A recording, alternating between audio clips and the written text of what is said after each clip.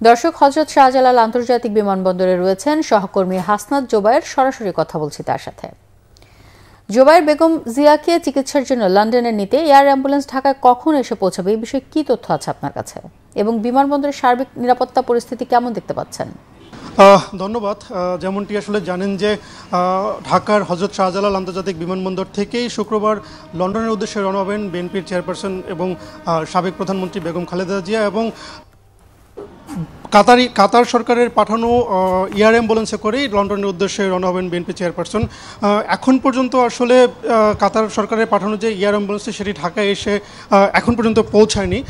মধ্যরাতে আসলে ঢাকার উদ্দেশ্যে এয়ার অ্যাম্বুলেন্সটি এসে পৌঁছানোর কথা থাকলেও যান্ত্রিক ত্রুটির কারণে আসলে এয়ার অ্যাম্বুলেন্সটি এখন পর্যন্ত হযরত শাহজালাল আন্তর্জাতিক বিমানবন্দরে এসে পৌঁছায়নি। আমি বিমানবন্দরের দুইজন কর্তৃপক্ষের সাথে কথা বলার চেষ্টা করেছিলাম এবং জানার চেষ্টা করেছিলাম যে এয়ার অ্যাম্বুলেন্সটি এখন পর্যন্ত ঢাকায় এসে পৌঁছে গিয়েছে কিনা।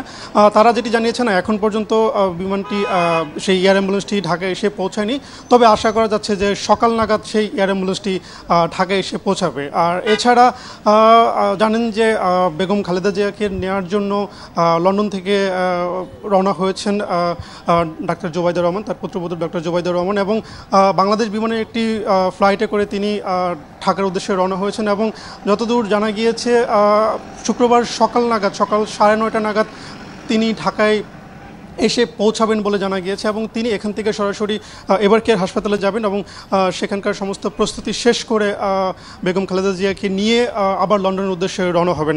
তো এখন পর্যন্ত যে তথ্যটি আমার কাছে রয়েছে সেই তথ্য অনুযায়ী যান্ত্রিক ত্রুটির কারণে আসলে কাতার সরকারের পাঠানো সেই এয়ার অ্যাম্বুলেন্সটি ঢাকায় এসে এখনও পৌঁছেনি, তবে সকাল নাগাদ এসে পৌঁছাবে বলে জানা গিয়েছে। এই ছিল আমার কাছে বিমানবন্দর থেকে সর্বশেষ তথ্য। জোবায়ের, আপনাকে ধন্যবাদ।